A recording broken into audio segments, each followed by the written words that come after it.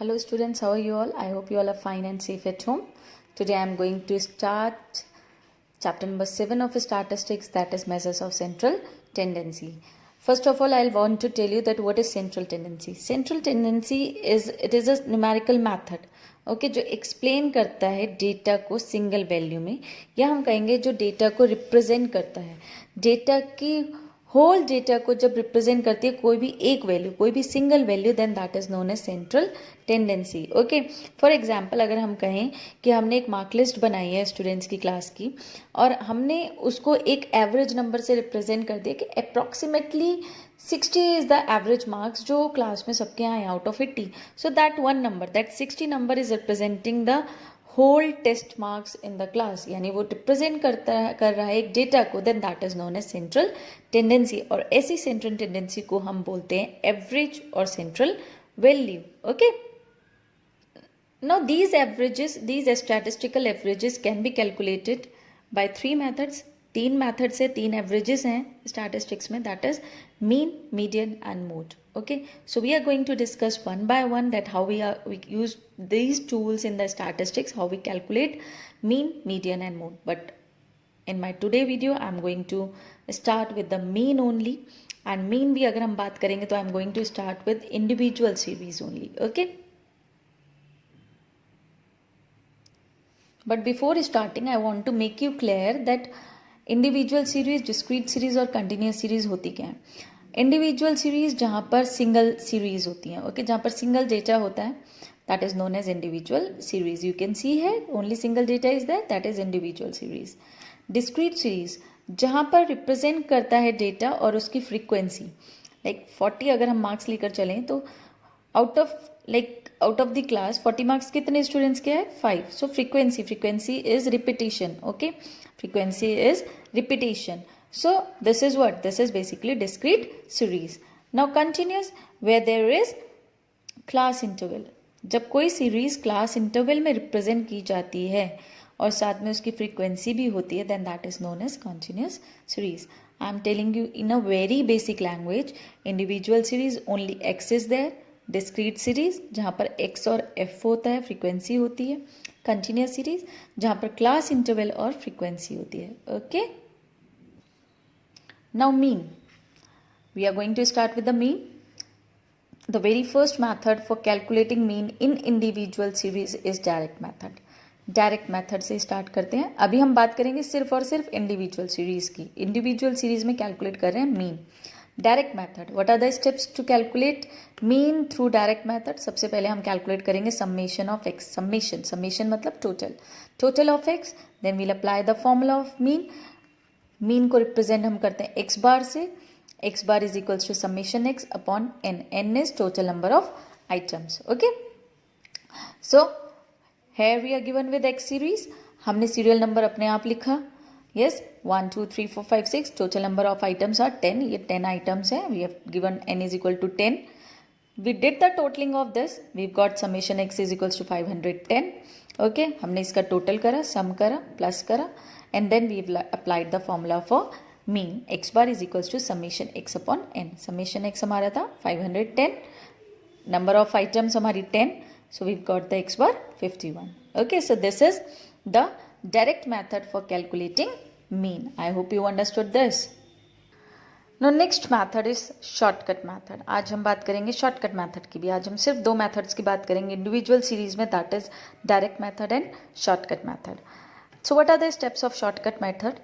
First of all, take an assumed mean, that is a from x. हम x में से see, this is the main point जो आपने याद रखना है कि assumed means now we are going to assume कि हम एक mean को assume करेंगे किस में से? x सीरीज में से. यानी x सीरीज में से हम अपने आप एक mean assume कर लेंगे कि मान लो कि ये mean है. Okay, then after that calculate d. d यहाँ पर रिप्रेजेंट करता है डेविएशन. डेविएशन क्या होता है कि कितना डिफ्रेंशिएशन आया. ओके, सो d कैलकुलेट करेंगे x minus a. This is x series. a हम अज्यूम कर लेंगे. d कैलकुलेट करने के बाद we are going to do summation d, यानी उसके बाद d कैलकुलेट करने के बाद हम उसकी टोटलिंग को कैलकुलेट करेंगे. Will also calculate n, of course number of items, कितने आइटम्स है, 1 2 3 4 5 6 7 8 9 10, and this is the formula for calculating mean by shortcut method, that is x bar is equals to a plus summation d upon n. Now what we are going to do, see suppose this is the example given to you. तो सबसे पहले हमने x में से कोई भी, it's your choice, आप कोई भी a अज्यूम कर लो. I have assumed 50 here as a. Okay, अब नेक्स्ट स्टेप के according I have to calculate d, या फिर ये कह लो फॉर्मूले में a हमने अज्यूम कर लिया, अब हमें रिक्वायरमेंट है d कैलकुलेट करने की. तो d कैलकुलेट करना है फॉर्मूले के अकॉर्डिंग, चाहे आप फॉर्मूले के थ्रू चलो चाहे आप स्टेप्स के थ्रू चलो, इट्स योर विश. फॉर्मूले में d कैलकुलेट करना है तो d कैलकुलेट करेंगे. नेक्स्ट स्टेप में d कैसे कैलकुलेट करेंगे, फॉर्मूला अप्लाई करेंगे, d is equals to x minus a. x क्या है 40, 40 minus 50, yes we will get 10. 20 minus 50 will get minus 30. 30 minus 50 will get minus 20. 60 minus 50 10. 75 minus 50 25. 45 minus 50 minus 5. 50 minus 50 0. 85 minus 50 35. 70 minus 50 20. 35 minus 50 minus 15. और उसके बाद हम इसको add करेंगे. Totalling कैसे करते हैं बच्चों हम इसकी, सी जितने भी माइनस वाले इंटीजर्स हैं हम उनको एक साथ लिखते हैं. ओके, और जितने भी प्लस वाले हैं उनको एक साथ लिखेंगे. तो पहले हम बात करते हैं प्लस वालों की. 10 10 25 35 20, और फिर हम माइनस वाले एक साथ लिखते हैं. Minus 30 minus 20 minus 5 minus 15. Okay okay, I have told you wrong that 40 minus 50 it will be minus 10. Okay, now we have written the positive one on the same side. Yes, 10 ये minus side में आ जाएगा, and we've written the negative one on the other side. On adding the positive we'll get 90, on adding the negative we'll get minus 80. तो 90 minus 80 will get 10. So summation d is 10. Okay, now we'll apply the formula for x bar, that is a plus summation d upon n. A हमने assume किया था 50, yes, summation D हमारा 10 आया, N हमारे number of items 10 थे, cancel किया, we will get 1. 50 plus 1 will get the mean, that is 51. Today we are going to discuss about step division method. Now how to calculate mean in this case. First of all we'll assume the mean, that is a from x series. हम जो भी हमारे पास एक series given है हम उसमें से एक मीन अज्यूम कर लेंगे. After that will calculate D, that is deviation. Deviation कल मैंने अपनी वीडियो में शेयर भी किया था. डेविएशन इज लाइक कि कितना डेविएट आ रहा है, कितना एरर आ रहा है. सॉरी एरर नहीं, हम कहेंगे कि मैक्सिमम और मिनिमम वैल्यूज से जो एक्सटर्नल एक्सट्रीम्स वैल्यूज होती है. एक्सट्रीम क्या होता है, ये और ये, these are the extreme values. इनसे कितना डेविएशन आ रहा है. लेकिन यहाँ पर जो हमने अज्यूम करा है मीन को, अगर हम डेविएशन निकाल रहे हैं that is X minus A, हम अगर एक्स में से ए को माइनस कर रहे हैं तो कितना डिफरेंस आ रहा है, that is deviation. Okay, so we are going to calculate D, that is X minus A, हम कैलकुलेट करेंगे. Okay, after that we are going to calculate summation D dash. D dash क्या है, D dash is D upon C. हम जो भी D calculate करेंगे उसे divide करेंगे कॉमन फैक्टर से. कॉमन फैक्टर को हमने यहाँ पर सी लिखा है. कॉमन फैक्टर का मतलब होता है कि जब d निकल कर आ जाता है तो इसमें से एक कॉमन फैक्टर चूज करना. कॉमन फैक्टर का मतलब है वो नंबर चूज करना जिससे d की सभी क्वांटिटीज, ये सभी डेटा, ये सभी आइटम्स डिविजिबल हो. कोई ऐसा नंबर जिससे ये सारे नंबर्स डिवाइड हो जाएं. ओके, जिससे ये सारे नंबर्स डिवाइड हो जाएं.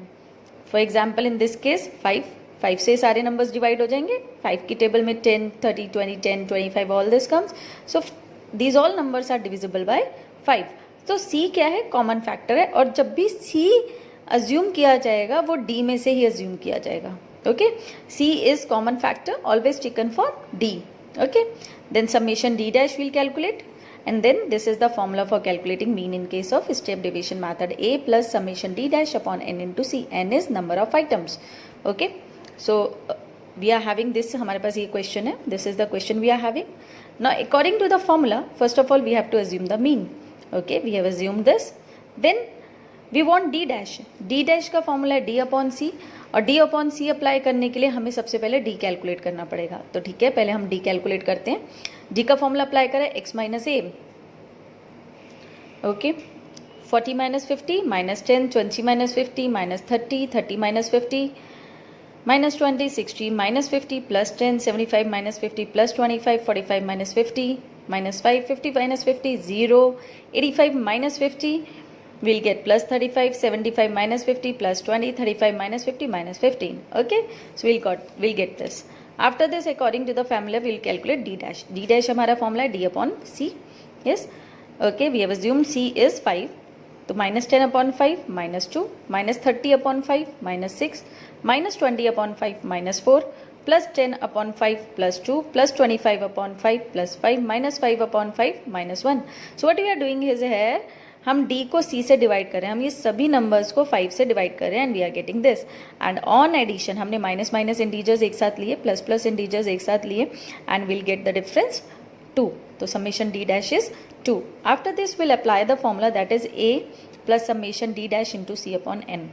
a हमने एज्यूम किया था 50, summation d dash is 2, n number of items are 10, 1, 2, 3, 4, 5, 6, 7, 8, 9, 10. Into c we have assumed 5. इसको कैंसिल करा, we've got 1, 50 plus 1, the mean is 51. So in this way we are going to calculate mean by step deviation method. I hope you understood this, students. This is all for today. Thank you. Have a nice day.